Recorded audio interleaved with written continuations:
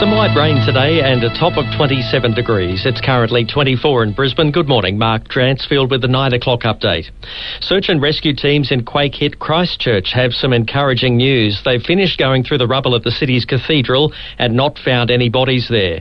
It was thought up to 22 people could have been buried in the wreckage. We have cleared the cathedral and Urban Search and Rescue said they've found no bodies in or around the cathedral, no bodies in the tower and no bodies in the main church.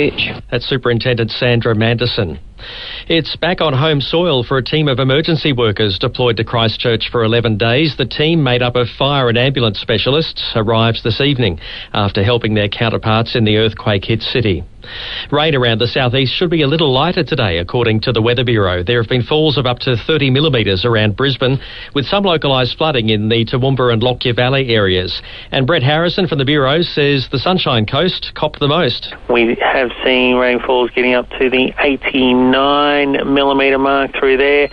Most of that has been falling nearer the coast.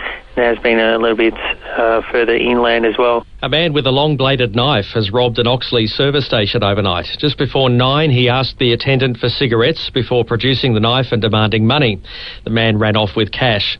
Meantime, a man's told police he was robbed by 3 men as he walked through Parkland at Indooroopilly late yesterday afternoon. He was tackled from behind in the park near Stamford Road, punched in the face and threatened with a knife. They took his car keys, wallet, phone and shopping. Thousands of Egyptian demonstrators in Cairo have greeted their new Prime Minister, Essam Sharaf, with loud cheers of support. Sharaf was appointed by the country's new military rulers on Thursday. Meantime, Libyan rebels say they've seized an oil refinery town as anti-Gaddafi protests continue in the capital. There's a measles scare for the Gold Coast. Health authorities are concerned a teenage boy who's infected might have spread it at 2 tourist spots. Officials say anyone who was at Whitewater World on Tuesday or Coolangatta Airport on Sunday afternoon who develops measles-like symptoms in the next couple of weeks should contact their GP for advice. Sports news now, and in Super Rugby, the Crusaders say they had the people of Christchurch in their minds as they downed the Waratahs 33-18 overnight. It was the Crusaders' first game since the Christchurch earthquake. And the Blues have beaten the Lions 41-32 in Johannesburg this morning.